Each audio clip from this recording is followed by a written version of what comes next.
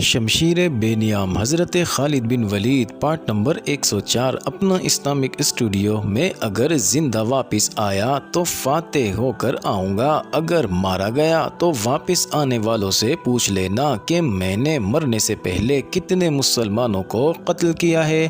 ناظرین، بلال سنہ کی رات کی تاریکی میں غائب ہو گیا۔ صابیہ بنت ربیعہ بن بجیر وہیں کھڑی بلال کو سائے کی طرح رات کی تاریکی میں تحلیل ہوتا دیکھتی رہی۔ 3 یا 4 راتیں ہی گزری تھی۔ ناظرین، سنہ کی خیمہ گاہ اور عیسائیوں کی بستیاں تاریکی میں ڈوبی ہوئی تھی۔ رمضان سن 12 ہجری کا تیسرا یا چوتھا چاند کبھی کا افق میں اتر چکا تھا۔ انسانوں کا ایک سیلاب سنہ کی طرف بڑھا آ رہا تھا۔ ناظرین، یہ مدینہ کے مجاہدین کی فوج تھی جو سیلاب کہلانے کے قابل نہیں تھی، کیونکہ ان کی تعداد 15 یا 16 ہزار کے درمیان تھی اور دشمن کی نفری 3-4 گنا زیادہ تھی۔ ناظرین، خالد نے سنہ پر بھی مزاح والا داؤ آزمانے کا فیصلہ کیا تھا۔ انہوں نے اپنے مجاہدین سے کہا تھا کہ دشمن کو اور اپنے آپ کو بھی مہلت دینا خطرناک ہوگا۔ اللہ ہمارے ساتھ ہے، فتح اور شکست اسی کے ہاتھ میں ہے، ہم اسی کی ذات باری کے نام پر کفر کی آگ میں کودے ہیں۔ خالد نے اور بھی بہت کچھ کہا تھا۔ ناظرین، مجاہدین کے انداز میں جوش و خروش پہلے والا ہی تھا، جسموں میں البتہ وہ دم خم نہیں رہا تھا، لیکن عزم روز اول کی طرح زندہ و پائندہ تھا۔ اپنا اسلامک اسٹوڈیو کے معزز ناظرین، جیسا کہ پہلے کہا گیا ہے کہ 15-16 ہزار کے لشکر سے دشمن پر شب خون مارنا اس لیے خطرناک ہوتا ہے کہ خاموشی برقرار نہیں رکھی جا سکتی اور دشمن قبل از وقت بیدار ہو جاتا ہے۔ اس میں دشمن کی گھات کا خطرہ بھی ہوتا ہے۔ خالد نے ان خطروں سے نمٹنے کا یہ اہتمام کر رکھا تھا کہ پہلے شب خون کی طرح اب کے بھی انہوں نے اپنے لشکر کو 3 حصوں میں تقسیم کر دیا تھا۔ سالار بھی وہی تھے جنہیں پہلے شب خون کا تجربہ حاصل ہو چکا تھا۔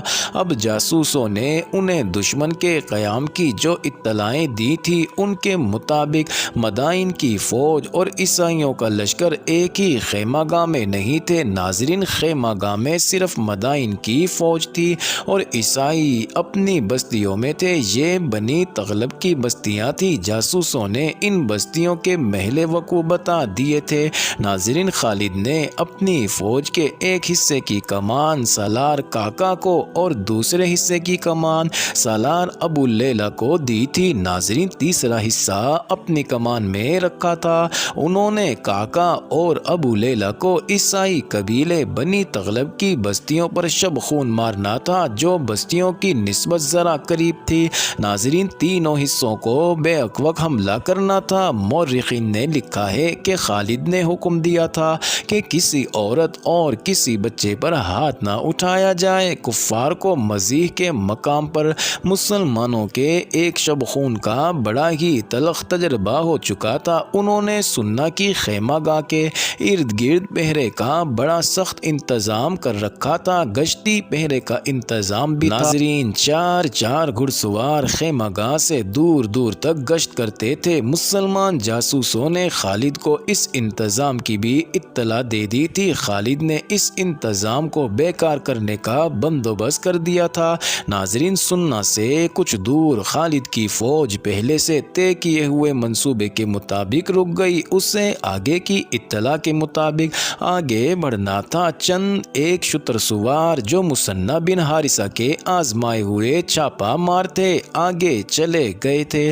ناظرین، وہ اونٹوں کے قافلے کی صورت میں جا رہے تھے۔ وہ سنہ کی خیمہ گاہ سے ابھی دور ہی تھے کہ انہیں کسی نے للکارا۔ وہ رک گئے اور اپنی طرف آتے ہوئے گھوڑوں کے ٹاپ سننے لگے۔ ناظرین، 4 گھوڑے ان کے پاس آ رکے۔ کون ہو تم لوگ؟ ایک گھڑ سوار نے ان سے پوچھا۔ مسافر ہیں، ایک شتر سوار نے ڈرے ہوئے لہجے میں جواب دیا اور کسی بستی کا نام لے کر کہا کہ وہاں جا رہے ہیں۔ شتر سوار 8-10 تھے۔ ان میں سے ایک تو گھڑ سواروں کو بتا رہا تھا کہ وہ کہاں سے آئے ہیں اور کہاں جا رہے ہیں۔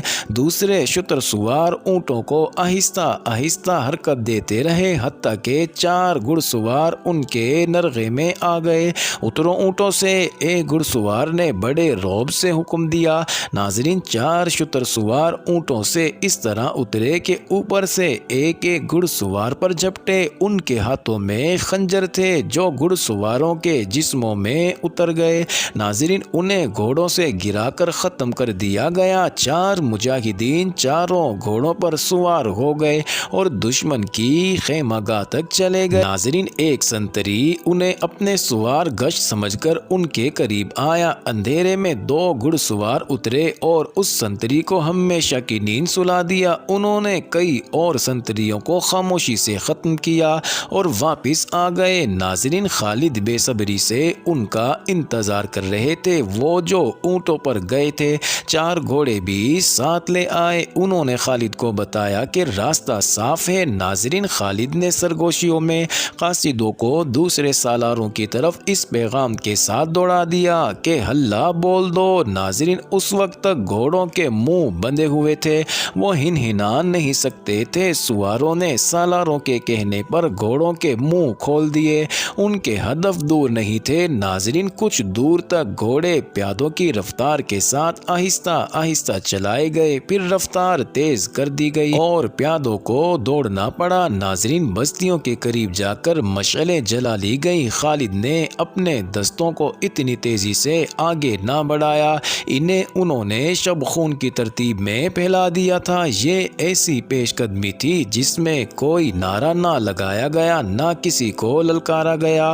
ناظرین نومبر سن 633 سن عیسوی کے دوسرے اور رمضان المبارک کی 12 ہجری کے پہلے ہفتے کی وہ رات بہت سرد تھی۔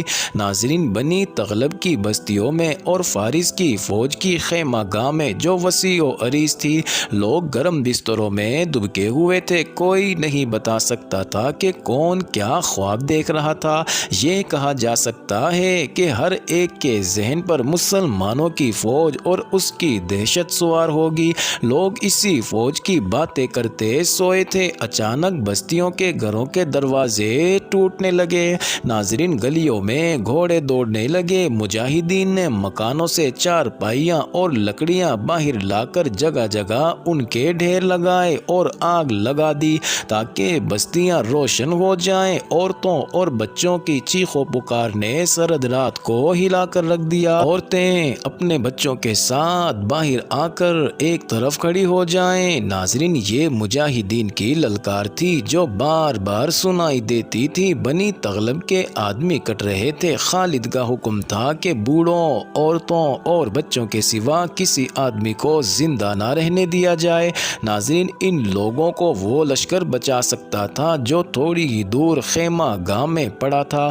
بستیوں کا واویلا لشکر تک پہنچا، لیکن وہاں نیند اور سردی نے سب کو بے ہوش سا کر کے رکھا تھا۔ ناظرین لشکر کو جگانے کے لیے کوئی سنتری زندہ نہ تھا۔ آخر خیمہ گاہ میں کچھ لوگ بیدار ہو گئے۔ انہیں ارد گرد کی بستیوں میں روشنی نظر آئی جیسے آگ لگی ہوئی ہو۔ شور بھی سنائی دیا۔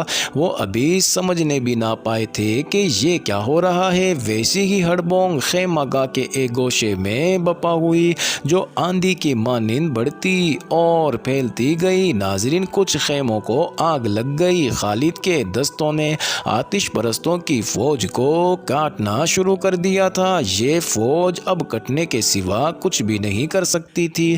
ناظرین دشمن کے بہت سے سپاہی خیموں میں دبک گئے تھے۔ ان خیموں کی رسیاں مسلمانوں نے کاٹ دی۔ خیمے سپاہیوں کے لیے جال اور پندے بن گئے۔ مسلمانوں نے انہیں برچھیوں سے ختم کر دیا۔